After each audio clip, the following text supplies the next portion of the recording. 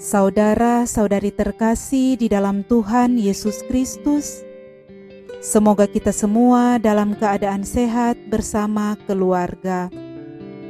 Saat ini marilah kita mendengarkan bacaan kitab suci dan renungan harian Selasa 8 September tahun 2020. Bacaan pertama. Bacaan dari Nubuat Mika. Beginilah firman Tuhan. Hai Betlehem di wilayah Efrata, hai engkau yang terkecil di antara kaum-kaum Yehuda, daripadamu akan bangkit bagiku seorang yang akan memerintah Israel, yang permulaannya sudah sejak purbakala, yang sudah ada sejak dahulu kala. Ia akan membiarkan mereka sampai saatnya perempuan yang mengandung itu telah melahirkan. Lalu saudara-saudaranya yang masih ada akan kembali kepada orang Israel. Maka ia akan bertindak dan akan menggembalakan mereka dalam kekuatan Tuhan, dalam kemegahan nama Tuhan Allahnya. Mereka akan tinggal tetap, sebab sekarang ia menjadi besar sampai ke ujung bumi, dan dia menjadi damai sejahtera. Demikianlah sabda Tuhan. Syukur kepada Allah. Bacaan Injil. Inilah Injil Yesus Kristus menurut Matius. Dimuliakanlah Tuhan. Inilah silsilah Yesus Kristus anak Daud, anak Abraham. Abraham memperanakan Ishak, Ishak memperanakan Yakub, Yakub memperanakan Yehuda dan saudara-saudaranya. Yehuda memperanakan Peres dan Sera dari Tamar. Peres memperanakan Hesron, Hesron memperanakan Ram. Ram memperanakan Aminadab, Aminadab memperanakan Nahason, Nahason memperanakan Salmon, Salmon memperanakan Boas dari Rahab, Boas memperanakan Obed dari Rut, Obed memperanakan Isai, Isai memperanakan Raja Daud, Daud memperanakan Salomo dari istri Uria, Salomo memperanakan Rehabeam, Rehabeam memperanakan Abia, Abia memperanakan Asa, Asa memperanakan Yosafat, Yosafat memperanakan Yoram, Yoram memperanakan Usia, Usia memperanakan Yotam, Yotam memperanakan Ahaz, Ahaz memperanakan Hizkia, Hizkia memperanakan Manasye,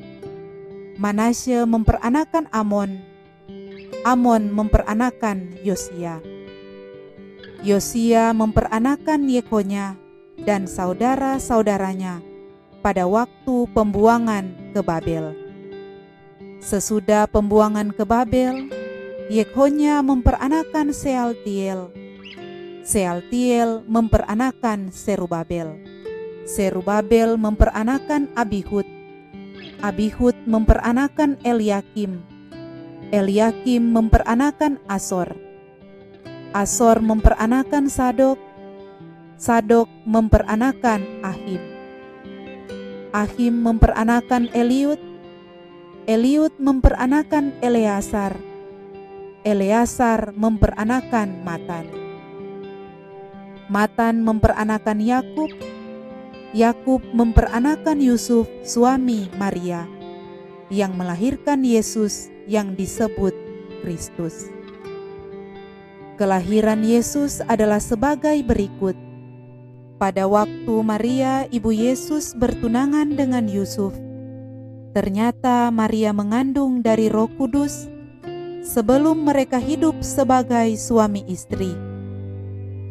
Karena Yusuf suaminya seorang yang tulus hati dan tidak mau mencemarkan nama istrinya di muka umum, ia bermaksud menceraikannya dengan diam-diam. Tetapi ketika Yusuf mempertimbangkan maksud itu, malaikat Tuhan nampak kepadanya dalam mimpi dan berkata, "Yusuf, anak Daud, janganlah engkau takut mengambil Maria sebagai istrimu, sebab anak yang di dalam kandungannya adalah dari Roh Kudus.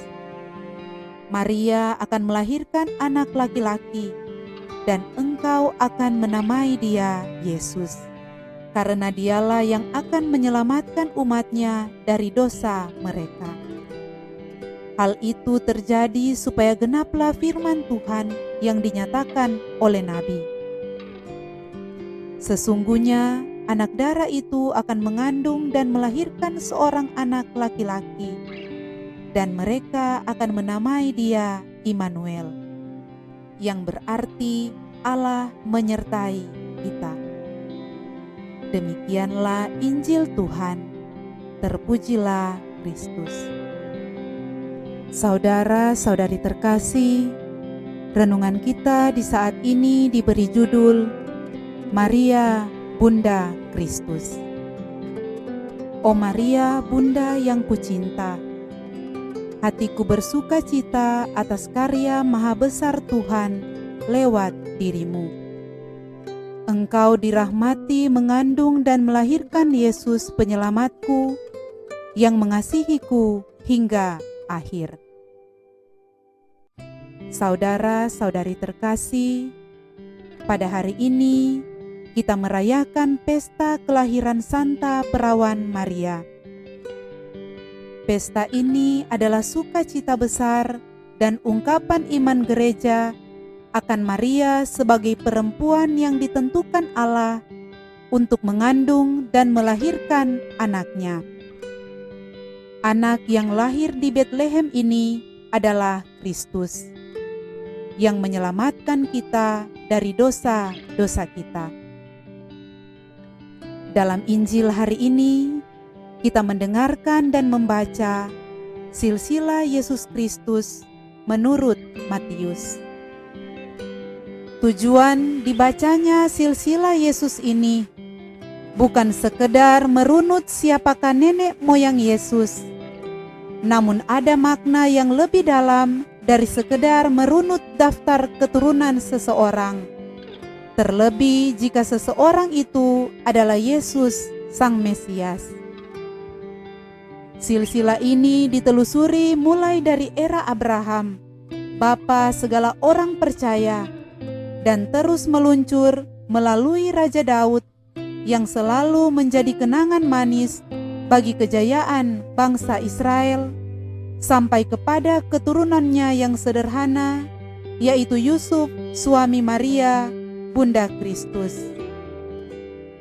Melalui silsilah ini, iman Abraham dipersonifikasikan dan diwujudkan dalam diri Yesus Mesias sebagai puncak dari janji sekaligus pewahyuan diri Allah dalam Yesus Kristus, dan terus bersemayam dalam diri setiap orang beriman sampai akhir zaman. Kristus yang disebut sebagai anak Daud dan juga anak Abraham dalam Injil yang kita baca hari ini.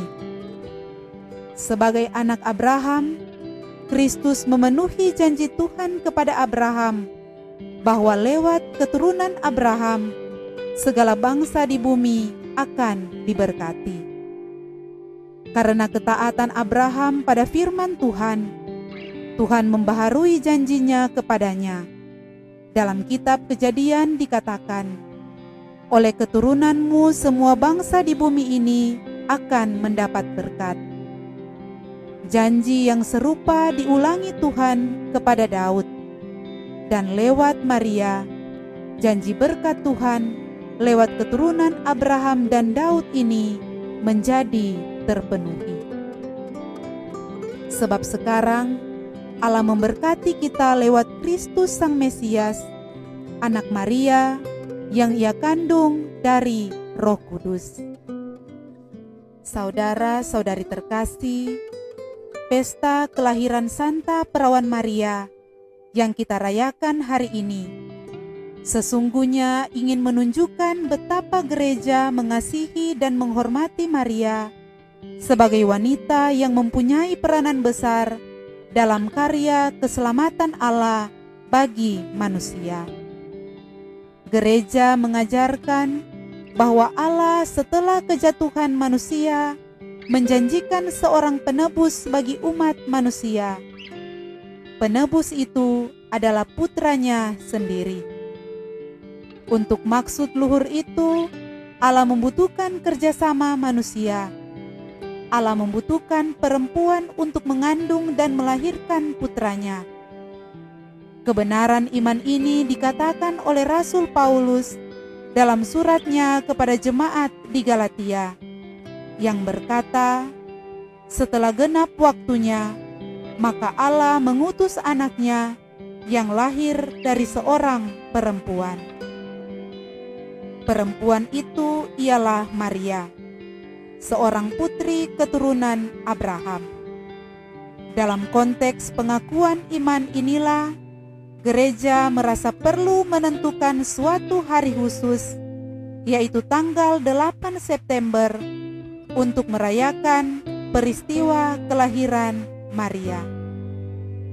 Saudara-saudari terkasih, oleh karena itu, marilah kita bersama Bunda Maria bersyukur dan memuji Tuhan atas karya keselamatan lewat Tuhan Yesus Kristus. Bersama Maria, kita baharui tekad kita untuk taat kepada Kristus yang ada di tempat yang maha tinggi. Semoga demikian. Amin.